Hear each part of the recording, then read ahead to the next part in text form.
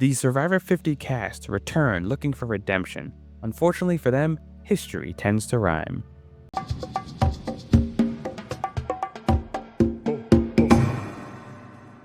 Welcome to Joe Island. Today we're breaking down the Survivor 50 player rankings. Let's get the ball rolling with the first boot of the season, Jenna Lewis. She famously competed on the first season of Survivor, later returning for All-Stars, the 8th installment. She came into the game hot and heavy, much to the chagrin of her tribe mates. I think her approach is largely flawed, often relying on speed instead of stability. And going after Cirie in round 1 is a bad move, both on paper and in practice. She fully deserves her designation as first boot and an F-tier placement on this list. Now, I know many people have differing opinions on this individual, but golly, Coach is one of my favorite contestants to date. You will never find another player quite like Coach. He hides behind his eccentric personality that lowers his threat level and gives him agency with certain groups of people. This can directly be seen with the Honor Integrity Alliance he forms during the early post-merge phase. He leads the troops to take out Dee and succeeds despite his abrasive behavior. While the pair's twist takes him out of contention, his run was quite impressive for someone who is often underestimated despite their past success. Coach easily lands in B tier. Coming right off the heels of the previous season is Savannah. Now, Savannah played a great game on Survivor 49, something I have discussed extensively in previous videos. But I think this season showed her flaws as a player in full view. Without Rizzo or Nate there to help her create strong connections and maneuver through the game, Savannah was left stranded and with zero agency. Her decision to keep her advantage a secret only threw gasoline on an already enlarged fire. I don't think Savannah makes it deep unless she can work on her social game. But that being said, she firmly claims a spot in the F tier. Emily evolved her game from 45, and it quickly became apparent as the season progressed.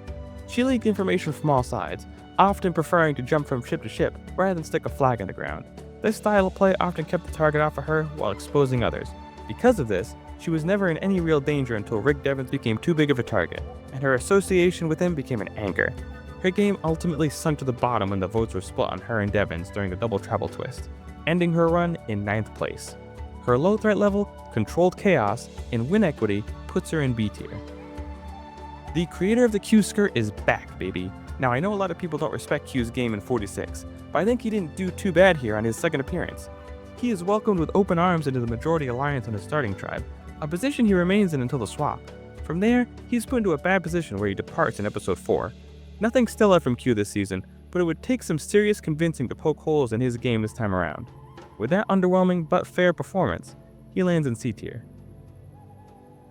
No player entered Survivor 50 with a larger target than Dee. She came in as arguably the most dominant new era winner. The bar was set high, and she could not reach it.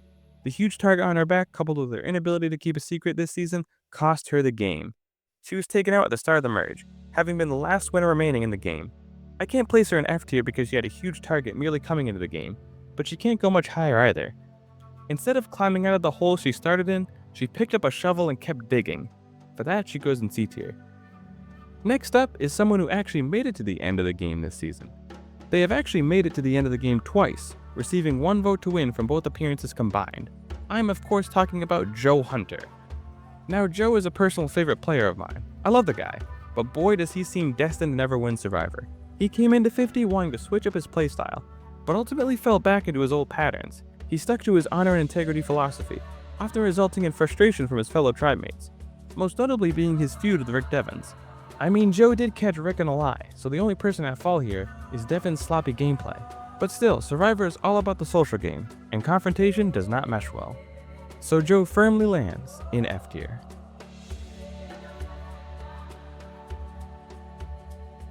The creator of the Emmy Award-winning series The White Lotus is up next. While that TV show is a masterpiece, Mike White's time on the season was far from it.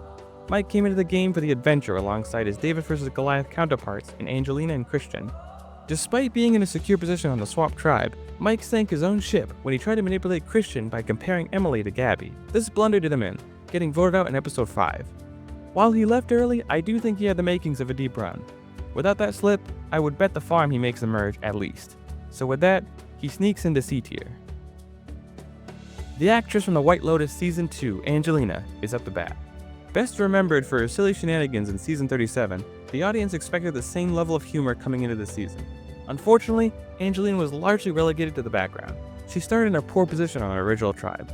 Despite being swapped into a more favorable position alongside her David vs. Goliath counterparts, Angelina's game only worsens with time. She loses her number 1 ally in Mike during episode 5, and gets blindsided herself the following episode. She leaves her coat during Tribal Council as an homage to her asking for Natalie's coat during her departure in 37. If I am being so for real, this is the most memorable thing she does all season. And Genevieve does it better during her exit. Just a bad game wrapped in a whole lot of nothing. F tier. Now Christian had one hell of a run this season. Partnering up with Rick Devens, he got up to quite a few shenanigans, whether that be planting a fake idol at Tribal Council, gifting an idol to Aubry, or blindsiding Mike White. Christian did it all. Not to mention the glaring edit he received throughout the pre-merge. This great game did not save him from Jimmy Fallon. You heard me right, Jimmy Fallon. Fallon sunk Christian's game by giving him a disadvantage that forced him to vote for himself at Tribal Council. And to rub salt in the wound, he was forced to reveal this information to the entire tribe. So basically, congrats Jimmy Fallon on your spot in B tier. Next up is Kyle, a player gone too soon. Now I know throwing Kyle in any tier is a bit unfair because he was medically evacuated, but I can't put him very higher either. We never saw his game take off or be tested, so it is anyone's guess as to how successful he would be had he stayed. Therefore, he must reside in F tier. I do hope he gets another chance to come back though. Next up is Tiffany, and boy, the edit did not do her any favors. She barely got any screen time in the beginning despite being a threat to win towards the end. In fact, Zach Brown, a celebrity who made a cameo during episode 4, received more confessionals than her at that point in season. At that point, you might as well give him a buff and assign him to a tribe. But pushing the edit to the side, I think Tiffany would have won the game had she reached the end. Her jury management and win equity far surpassed anyone left in the game at the final 5. She was taken out because of those attributes, but that does not diminish the position she put herself in during the endgame. She earns a spot in B tier. The robbed Survivor 46 finalist makes his second debut on 50. One thing I noticed about Charlie and several other players was their inability to let go of their past, despite their best efforts. Charlie is the most prominent, refusing to let go of Mary not voting for him in the final Tribal Council of 46. The mere memory of this event causes him to target Rizzo for the sole reason of him claiming to not have voted for his number 1 ally to win the game. He can't escape his past, and he loses the game because of it. He probably goes a lot farther if he doesn't fixate on Rizzo, so for that, he is placed in C tier. Rick Devens comes onto the scene guns blazing. Coming off of his chaotic performance in Edge of Extinction, Devens brought the same energy and fans were not disappointed.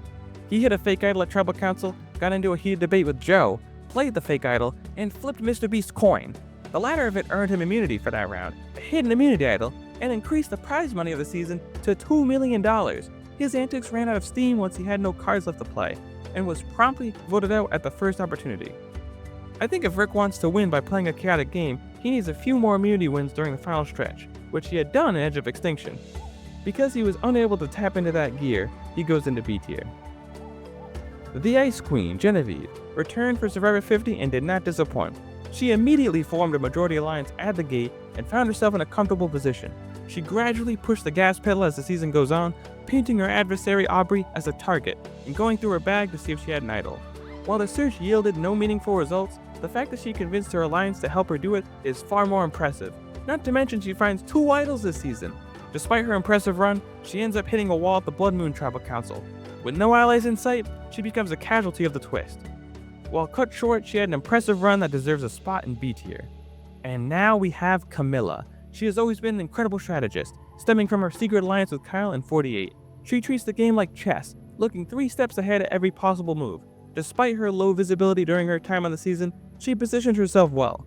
This was clear when they became the swing vote during the Charlie blindside.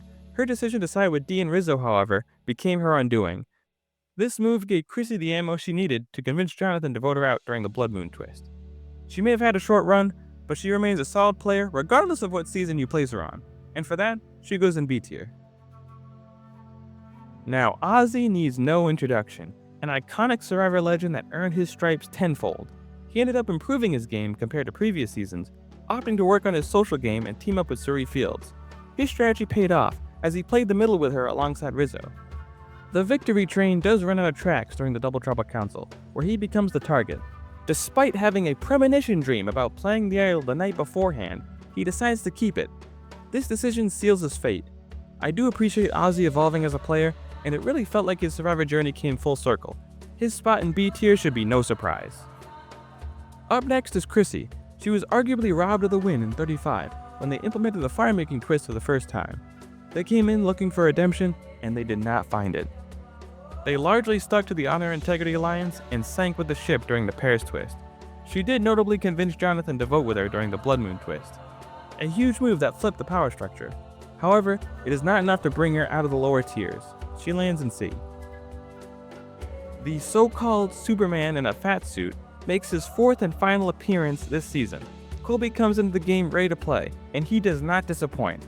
He quickly found himself in a majority alliance on his starting tribe. He notably adapts to the new school strategy, clearly shown from his participation looking through Aubry's bag to see if she had an idol.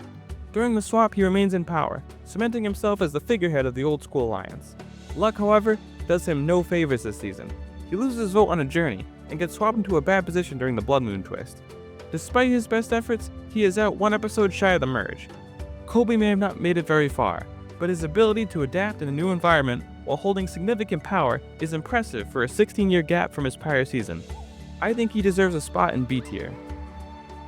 Stephenie was by far one of the better picks for the season, a true survivor and reality TV legend that deserves her spot without a doubt.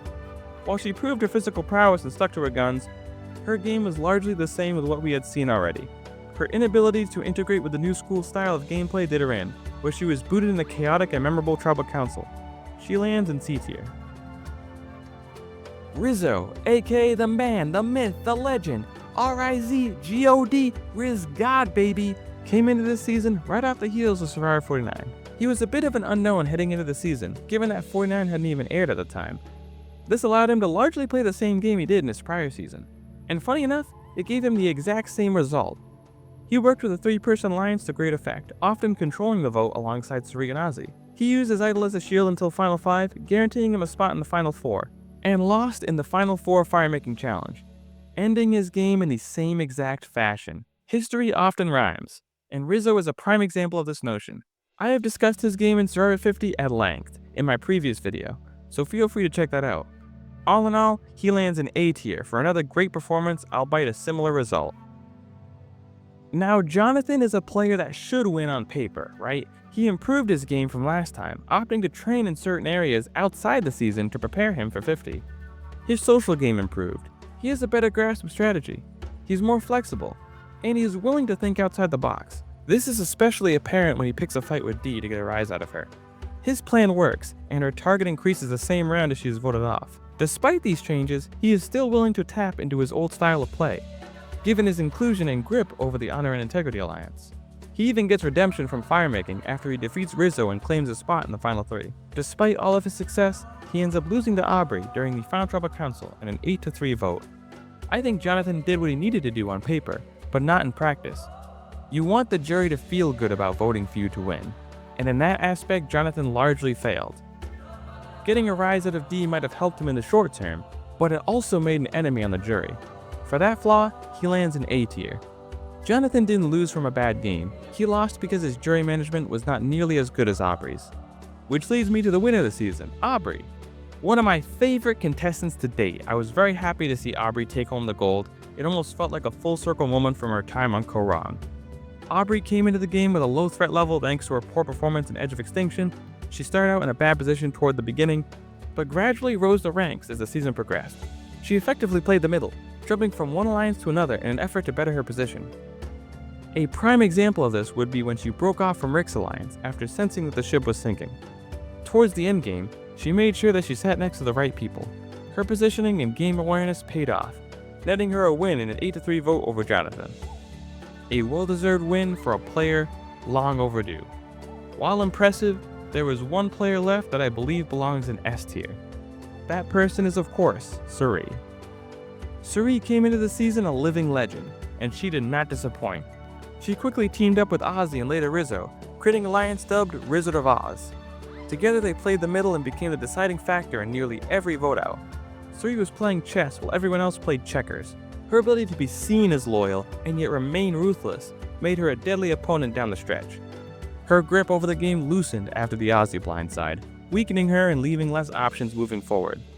After Rick Devens was gone and Tiffany won immunity at the Final 6, it was clear the only worthwhile target on the board was Cirie. She was promptly voted out, placing 6th. This is arguably one of the best games Cirie has ever played in her Survivor career, and for that, she deserves a spot in S tier. And there you have it, the ranking of all Survivor 50 contestants. This season brought back players across 50 seasons for a truly spectacular showdown. Some did well and others flopped, but a similar theme emerged in that people were unable to run away from their past. Their past tricks and tactics resurfaced, and similar results ensued because of it. There are a few exceptions, but by and large people stuck to their roots. In Survivor, past success is often the biggest obstacle to future success. The strategies that got you close can convince you don't need to change. Stagnation is a wall, adaptation is a ladder. You must climb that ladder to succeed. Otherwise, history is bound to repeat itself. Now, if you want to see the other video I recommended called Rizgod vs. Russell Hands 2.0, click this video right here. I'll see you over there.